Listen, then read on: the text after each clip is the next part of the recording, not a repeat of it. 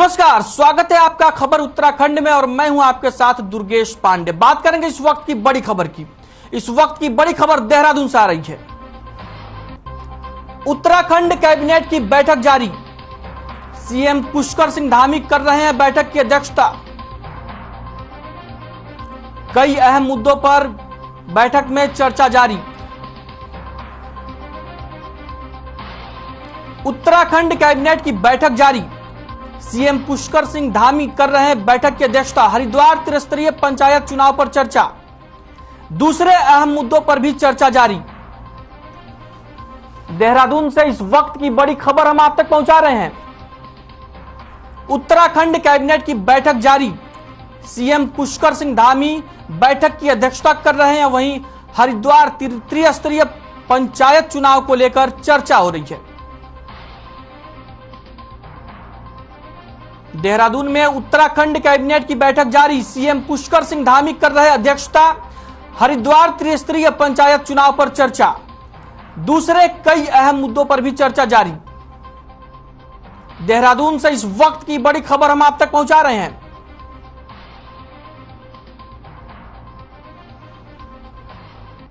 हरिद्वार त्रिस्तरीय पंचायत चुनाव पर हो रही है चर्चा। कैबिनेट की बैठक हो रही है इस वक्त उत्तराखंड कैबिनेट की, और जिसमें कई अहम मुद्दों पर चर्चा हो रही है। मुख्यमंत्री पुष्कर सिंह धामी कैबिनेट की बैठक की अध्यक्षता कर रहे हैं।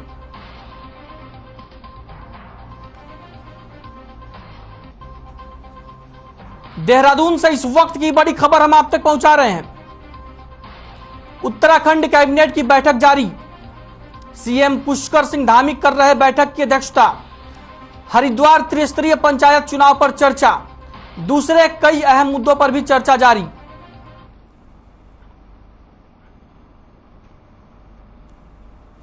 तस्वीरें आप अपनी टीवी स्क्रीन पर देख सकते हैं। प्रदेश सरकार के जो तमाम मंत्री हैं वो बैठक में हिस्सा लेने के लिए अंदर जा रहे हैं। ये तस्वीरें बैठक शुरू होने से पहले की है। फिलहाल उत्तराखंड कैबिनेट की बैठक इस समय जारी है।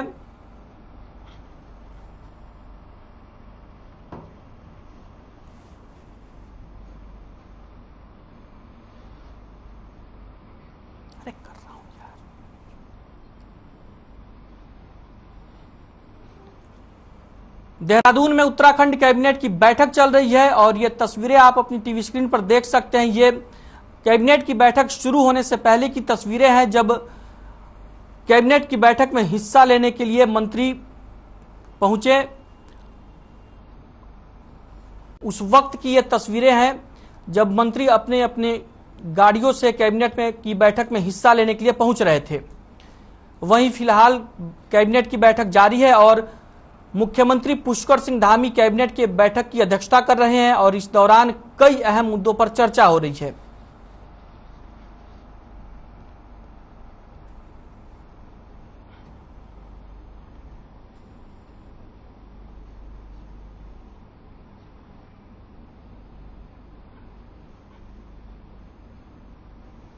हरिद्वार में त्रिस्तरीय पंचायती चुनाव को लेकर भी कैबिनेट की बैठक में चर्चा हो रही है और इसके साथ ही कई और अहम मुद्दे हैं जिनको लेकर उत्तराखंड कैबिनेट की बैठक में चर्चा जारी है।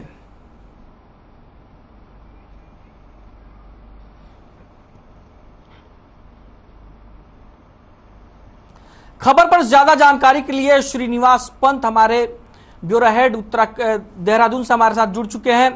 श्रीनिवास जी, क्या कुछ अहम जानकारी है खबर को लेकर आपके पास? बिल्कुल दुर्गेश, आपको बताना चाहूंगा जिस तरीके से उत्तराखंड सरकार की महत्वपूर्ण कैबिनेट की बैठक सचिवालय में चल रही है, मुख्यमंत्री पुष्कर सिंह धामी की अध्यक्षता में ये कैबिनेट की बैठक चल रही है। इसमें तकरीबन 24 ऐसे प्रस्ताव हैं जो कैबिनेट के सम्मुख विभागीय मंत्रियों की ओर से, शासन की ओर से रखे गए हैं, जिनमें अगर हम कैबिनेट के मंत्रियों की बात करें तो वन मंत्री सुबोध उनियाल मौजूद हैं, स्वास्थ्य मंत्री डॉक्टर धन सिंह रावत मौजूद हैं, पशुपालन मंत्री सौरभ बहुगुणा मौजूद हैं, वित्त मंत्री प्रेमचंद अग्रवाल मौजूद हैं, पर्यटन मंत्री सतपाल महाराज मौजूद हैं और इसके अलावा महिला सशक्तिकरण बाल विकास मंत्री रेखा आर्य मौजूद है। 2 मंत्री आज की कैबिनेट की बैठक में उपलब्ध नहीं है। क्योंकि गणेश जोशी विदेश दौरे पर हैं और चंदन राम दास का स्वास्थ्य ठीक नहीं है, इस कारण से वो शामिल नहीं हो पाए। लेकिन आज जो चर्चा हो रही है वो काफी महत्वपूर्ण चर्चा हो रही है। हरिद्वार में त्रिस्तरीय पंचायत चुनाव को आज हरी झंडी मिल सकती है, क्योंकि इससे पहले भी हाईकोर्ट ने कहा था कि तय समय पर हरिद्वार के त्रिस्तरीय पंचायत चुनाव होने चाहिए, लेकिन कोविड के कारण और इस तरीके की जो दुश्वारियां रही है उसके कारण से समय पर चुनाव नहीं हो पाए थे। लिहाजा आज सरकार इस पर अंतिम फैसला ले सकती है। और इसके अलावा जो नर्सिंग नियमावली है, जिसको लेकर आज नर्सिंग स्टाफ ने बकायदा रोजगार को सृजन करने के लिए, स्थायी रोजगार देने के लिए सरकार के ऊपर दबाव बनाने के लिए सचिवालय कूच भी किया था, तो इसको लेकर भी कोई फैसला आ सकता है। इसके अलावा अशासकीय विद्यालयों में शिक्षकों की भर्ती के लिए अलग से चयन आयोग के प्रस्ताव पर भी फैसला हो सकता है। वही नगर पालिका, नगर पंचायतों में जो स्वकर प्रणाली है, जिसको टैक्स लेने की प्रणाली है, उसको लेकर भी नया प्रस्ताव आ सकता है। इसके अलावा सरकारी अस्पतालों में आउटसोर्स कर्मचारियों को जो कैबिनेट की सब कमेटी की सिफारिश है उसको कैबिनेट के सम्मुख रखा गया हुआ है, इस पर चर्चा हो सकती है और अंतिम निर्णय लिया जा सकता है। यानी कुल मिलाकर आप देखेंगे काफी महत्वपूर्ण आज की कैबिनेट की बैठक होने वाली है, क्योंकि धामी सरकार में पारदर्शी नीति के साथ ग्राउंड पर योजनाओं को डिलीवर करने की जिम्मेदारी मुख्यमंत्री के कंधों पर है। ऐसे में मुख्यमंत्री चाहते हैं कि कैबिनेट की बैठक में वो ठोस प्रस्ताव आए जिनको अमली जामा पहना करके उत्तराखंड की जनता को सीधा लाभ मिल सके। शुक्रिया श्रीनिवास पंत, काफी अहम जानकारी आपने हमारे दर्शकों को दी। तो उत्तराखंड में कैबिनेट की बैठक चल रही है जिसमें कई अहम फैसले लिए जा सकते हैं। वहीं जोशीमठ के हेलंग में महिलाओं से चारा पत्ती छीनने की घटना पर राजनीति जारी है। घटना को 10 दिन से ज्यादा हो गए हैं, लेकिन विवाद खत्म होने का नाम नहीं ले रहा है। हेलंग में चारा पत्ती मामले को लेकर 3 महिलाओं को पुलिस और सीआईएसएफ ने 6 घंटे तक अपने कब्जे में रखा था, जिसको लेकर विवाद चल रहा है। मामला बढ़ने के बाद उत्तराखंड के सीएम पुष्कर सिंह धामी ने जांच के आदेश दे दिए हैं, लेकिन कई संगठन चाहते हैं कि जिलाधिकारी चमोली और पुलिस अधीक्षक चमोली पर कार्रवाई की जाए।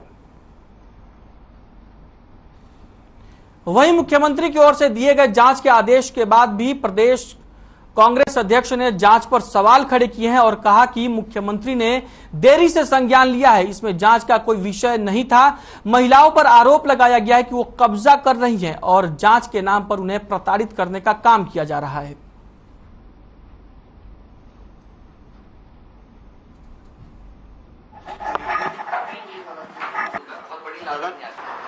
मुख्यमंत्री जी ने संज्ञान बहुत देर में लिया। जिस दिन मैंने मामला उठाया उसके बाद महिला कांग्रेस ने मामला उठाया 5 दिन बाद, और उसके भी 1 या 2 दिन बाद मुख्यमंत्री ने कदम उठाया कि जांच बैठेगी। इसमें जांच जैसा तो कोई विषय ही नहीं था। चारा पत्ती काटने का, चुगान की लकड़ी उठाने का और उपला पत्थर उठाने का तो प्रावधान हमारा उत्तर प्रदेश से चला आ रहा है। एक छोटी सी कार्रवाई है कि उपला पत्थर उठाने की परमिशन दी जाती है, चारा पत्ती के लिए कोई रोक नहीं है, और चुगान की लकड़ी उठाने के लिए छोटी सी एक परमिशन मिलती है जंगलात से, आप चुगान की लकड़ी उठा सकते हैं। कई लोग जिससे रोजी रोटी भी चलती है।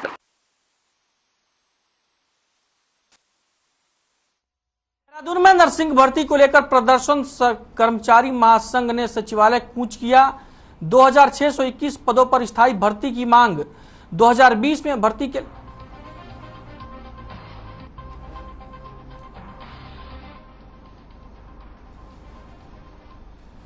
इस वक्त की बड़ी खबर हम आप तक देहरादून से पहुंचा रहे हैं। 2020 में भर्ती के लिए निकाला गया था विज्ञापन, 2 साल बाद भी नहीं हुई भर्ती। देहरादून नर्सिंग भर्ती को लेकर प्रदर्शन, कर्मचारी महासंघ ने सचिवालय कूच किया। 2621 पदों पर स्थायी भर्ती।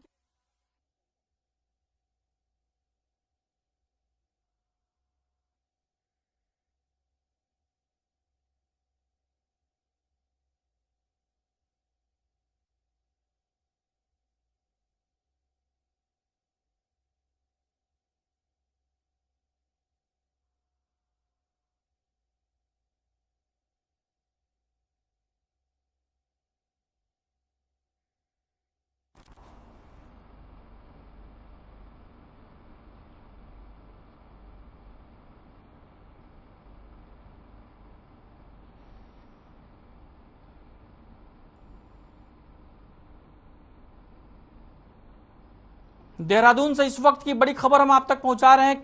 2621 पदों पर स्थायी भर्ती की मांग को लेकर यह प्रदर्शन हो रहा है। नर्सिंग भर्ती को लेकर यह प्रदर्शन हो रहा है, जो तस्वीरें आप अपनी टीवी स्क्रीन पर देख सकते हैं।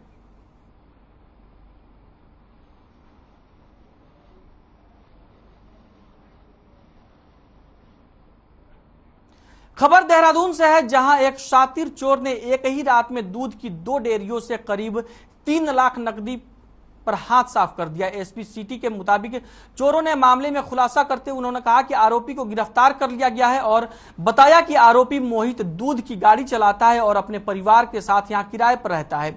जब मोहित के पास किराया देने के लिए पैसे नहीं थे तो उसने डेयरियों पर चोरी की योजना बनाई। मोहित को यह पता था कि इन डेयरियों पर कैश रात को ही रखा होता है। आधी रात करीब 2 से 3 बजे के बीच मोहित ने दोनों डेयरियों का ताला तोड़कर पूरी घटना को अंजाम दिया। ये दोनों चोरियां नेहरू कॉलोनी थाना क्षेत्र में 25 जुलाई को हुई, जिनका पुलिस ने खुलासा कर दिया है।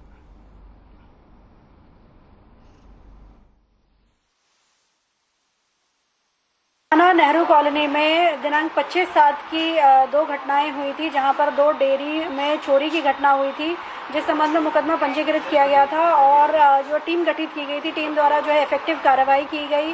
जो सीसीटीवी फुटेज है और अपने मुखबिरों के माध्यम से ये जानकारी प्राप्त हुई थी कि मोहित डिसूजा नाम का जो व्यक्ति है, इसके द्वारा ये चोरी की घटना अंजाम दी गई है, तो इस संबंध में इसकी गिरफ्तारी की। खबर बागेश्वर से है, जहां जिला प्रदेश कांग्रेस कमेटी ने प्रदेश सरकार पर यूके में धांधली और केंद्रीय जांच एजेंसियों के दुरुपयोग का आरोप लगाते हुए प्रदेश और केंद्र सरकार का पुतला दहन किया। वहीं कपकोट के पूर्व विधायक और कांग्रेस प्रदेश महामंत्री ललित फसरवार ने कहा कि राज्य सरकार के अधीनस्थ सेवा चयन आयोग की नौकरियों में धांधली हुई है। नौकरी लगाने के नाम पर पैसों की वसूली की गई है। इसकी निष्पक्ष जांच हो। साथ ही केंद्र सरकार ने कांग्रेस पार्टी के शीर्ष नेताओं की कथित जांच के नाम पर परेशान कर रही है।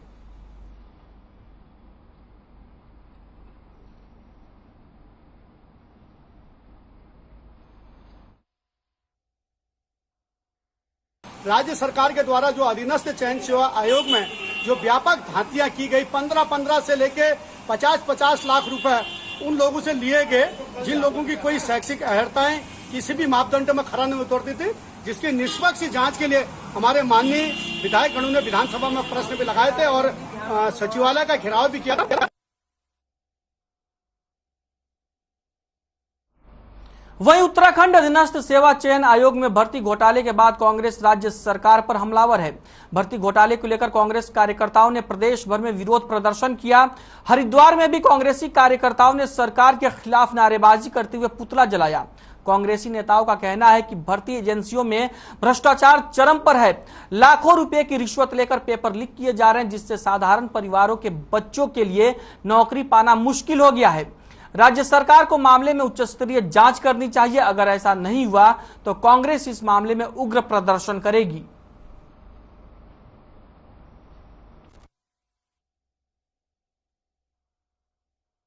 ये मामला 15-15 लाख रुपए में पेपर लीक का है, जो कि वीपीडीओ भर्ती घोटाला है, जो कि शिक्षा विभाग में भर्ती घोटाला है। ये सरकार डबल इंजन सरकार, जो जीरो टॉलरेंस की सरकार अपने आप को कहती है, ये युवाओं के साथ खिलवाड़ कर रही है। गरीब का राशन जहां एक और छीना जा रहा है, उस पर जीएसटी लगाया जा रहा है, वहीं गरीब की नौकरी भी अब ये छीनने का काम कर रहे हैं। अमीर लोगों के बच्चों को 15-15 लाख रुपए देके ये लेके और उन्हें पेपर लीक करा के उनकी भर्ती में ये सहायक साबित हो रही है। ये पुतला दहन भाजपा सरकार की जो भ्रष्टाचार समर्थक नीतियां हैं और जिस प्रकार से प्रदेश को पहले तो केंद्र सरकार ने और राज्य सरकारों ने नौकरियां ही खत्म कर दी। जो थोड़ी बहुत ही नौकरियां कभी किसी डिपार्टमेंट में निकलती हैं, उनमें 15-15, 20-20 लाख रुपए लेके राज्य सरकार भर्ती करती है।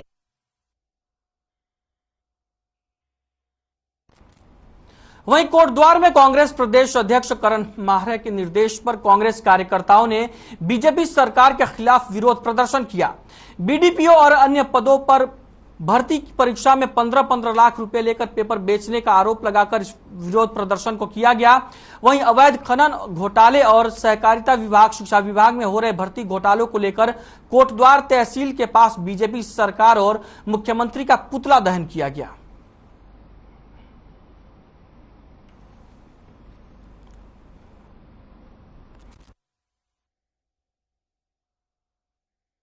उत्तराखंड की धामी सरकार के द्वारा बराबर घोटाले हुए जा रहे हैं। आप देख लीजिए शिक्षा भर्ती के अंदर जो सबसे बड़ा आयोग है अधीनस्थ चयन आयोग, उसके अंदर 15-15 लाख रुपए के घोटाले किए गए। उससे क्या हुआ, जो होनहार बच्चा था वो तो पीछे रह गया, जो बुद्धू बच्चे थे वो आगे आ गए। इससे क्या होगा, उत्तराखंड के जो होनहार बच्चे पीछे रह जाएंगे और उनको बेरोजगारी और बढ़ जाएगी।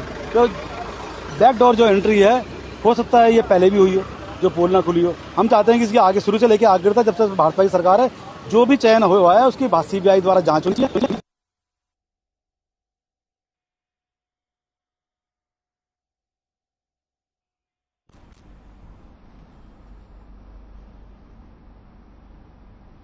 कोटद्वार में कांग्रेस कार्यकर्ताओं ने प्रदेश की बीजेपी सरकार के खिलाफ मोर्चा खोल रखा है और उन्होंने भर्ती परीक्षा में पेपर बेचने का आरोप लगाकर सरकार के खिलाफ प्रदर्शन किया और नारेबाजी की।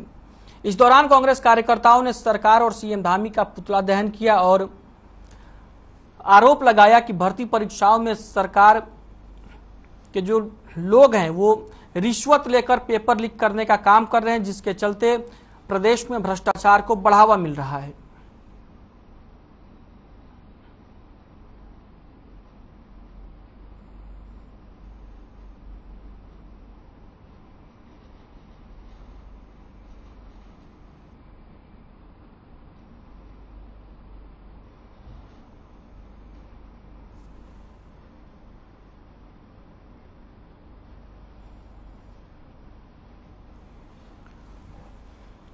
तस्वीरें आप अपनी टीवी स्क्रीन पर देख पा रहे होंगे। कोटद्वार की ये तस्वीरें हैं जहां पर कांग्रेस कार्यकर्ता प्रदेश सरकार के खिलाफ विरोध प्रदर्शन कर रहे हैं और इस दौरान कांग्रेस के कार्यकर्ताओं ने सरकार और सीएम धामी का पुतला दहन किया।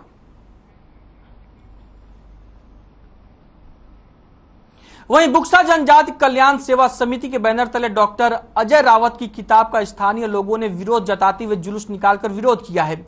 इस दौरान बुक्सा जनजाति कल्याण समिति के अध्यक्ष बाबू सिंह तोमर ने कहा कि अजय रावत द्वारा लिखी गई किताब में बुक्सा जनजाति के बारे में अपमानजनक शब्दों का प्रयोग किया गया है, इसलिए गदरपुर तहसीलदार को ज्ञापन सौंपकर उत्तराखंड सरकार से मांग की है कि प्रोफेसर अजय रावत के द्वारा लिखी गई किताब को मार्केट से वापस ले लिया जाए और SC/ST एक्ट के तहत प्रोफेसर रावत के खिलाफ मानसिक उत्पीड़न का मुकदमा दर्ज किया जाए।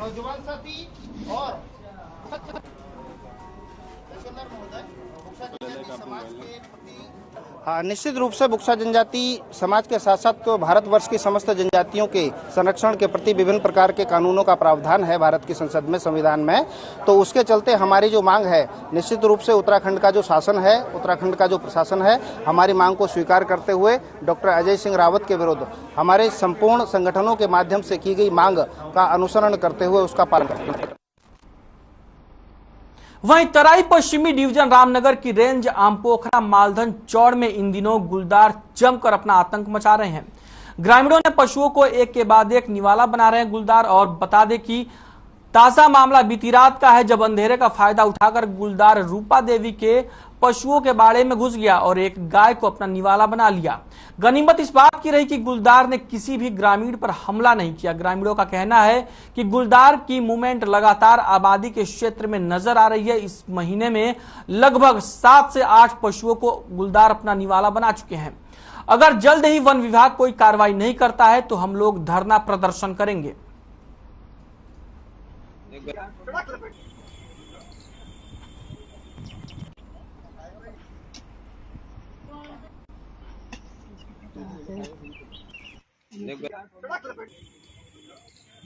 हरीशचंद जी जो देवीपुरा में रहते हैं, ढेला पुल के निकट में, जो कि गांव में बिल्कुल निकट में है।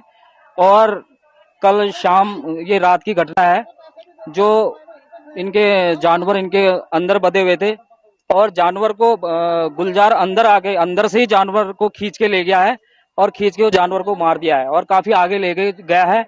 मैं विभाग से ये चाहूंगा कि इसमें तुरंत उत्तराखंड के पुलिस महानिदेशक अशोक कुमार अपनी मां सावित्री देवी की अस्थियां लेकर हर की पैड़ी हरिद्वार पहुंचे, जहां वैदिक मंत्रोच्चार के बाद अस्थियों को गंगा में विसर्जित किया गया। आपको बता दें कि सावित्री देवी का स्वर्गवास 24 जुलाई को देहरादून में हुआ था। वहीं अस्थि विसर्जन कार्यक्रम में डीजीपी अशोक कुमार के साथ मौके पर मौजूद सभी लोगों ने नम आंखों से सावित्री देवी को श्रद्धांजलि दी। साथ ही इस कार्यक्रम में आचार्य बालकिशन पूर्व पालिका अध्यक्ष सतपाल ब्रह्मचारी समेत साधु संत और व्यापारी उपस्थित रहे।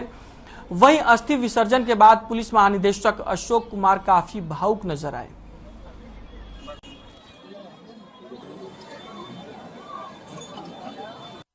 हमारे उत्तराखंड के यशस्वी डीजीपी माननीय श्री अशोक कुमार जी का मातृशोक हुआ।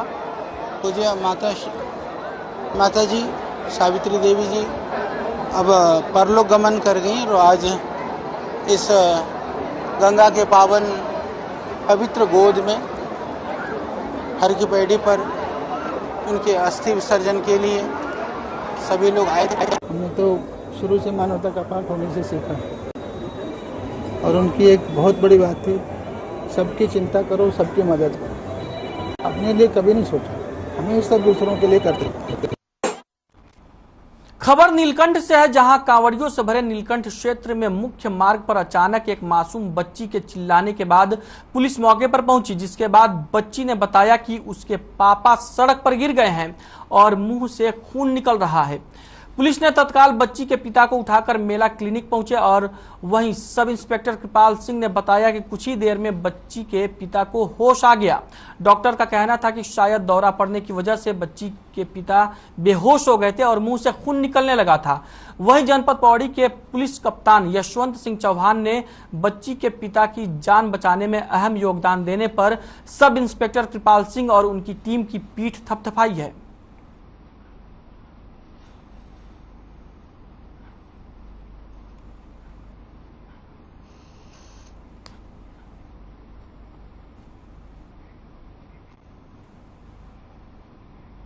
खबर रामनगर से है, जहां हेल्पिंग हैंड फाउंडेशन संस्था की तरफ से भारत के पूर्व राष्ट्रपति मिसाइल मैन स्वर्गीय एपीजे अब्दुल कलाम की 7वीं पुण्यतिथि पर नगरपालिका सभागार में रक्तदान शिविर का आयोजन किया गया, जिसमें फाउंडेशन के सदस्यों ने पूर्व राष्ट्रपति को श्रद्धांजलि दी। वहीं फाउंडेशन के अध्यक्ष परवेज ने बताया कि रक्तदान शिविर को लेकर लोगों में भारी उत्साह देखने को मिला और शिविर के माध्यम से 50 से ज्यादा लोगों ने रक्तदान भी किया।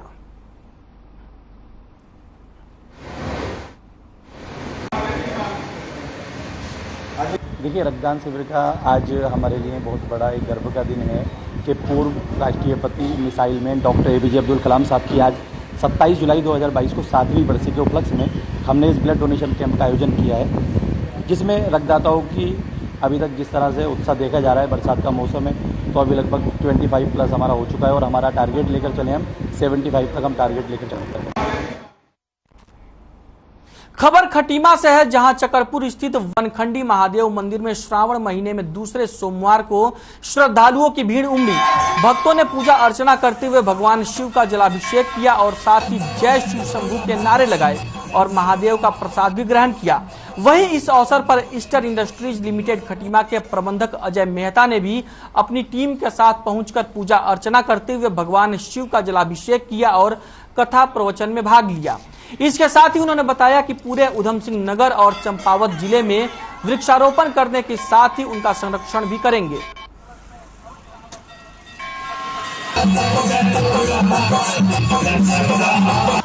इस सावन के पवित्र माह में पवित्र स्थान भगवान महादेव का जो मंदिर है बनखंडी में, यहाँ पर हम आए और हमने यहाँ पर भगवान शिव को अति प्रिय रुद्राक्ष का वृक्ष अर्पण किया और इस भावना के साथ कि हमारे देवतुल्य उत्तराखंड की सारी जनता को सुख, समृद्धि और शांति प्रदान करें।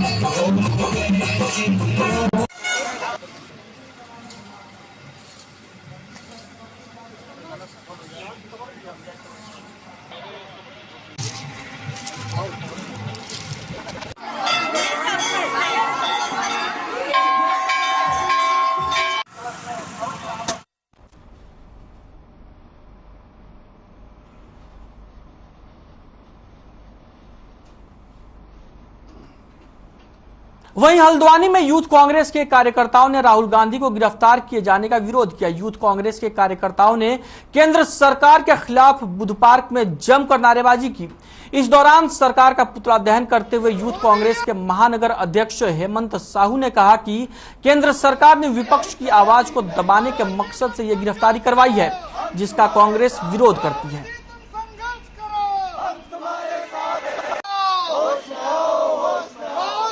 सरकार लगातार तानाशाही, हिटलरशाही और गुंडागर्दी पर उतारे हुए आज माननीय राहुल गांधी जी के नेतृत्व में देश के तमाम सांसद संसद भवन से राष्ट्रपति भवन तक कूच कर रहे थे, सांकेतिक प्रदर्शन कर रहे थे।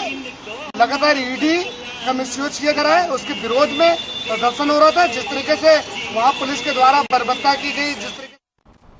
खबर उत्तराखंड में फिलहाल के लिए इतना ही। मुझे दीजिए इजाजत और आप बने रहिए हर खबर के साथ।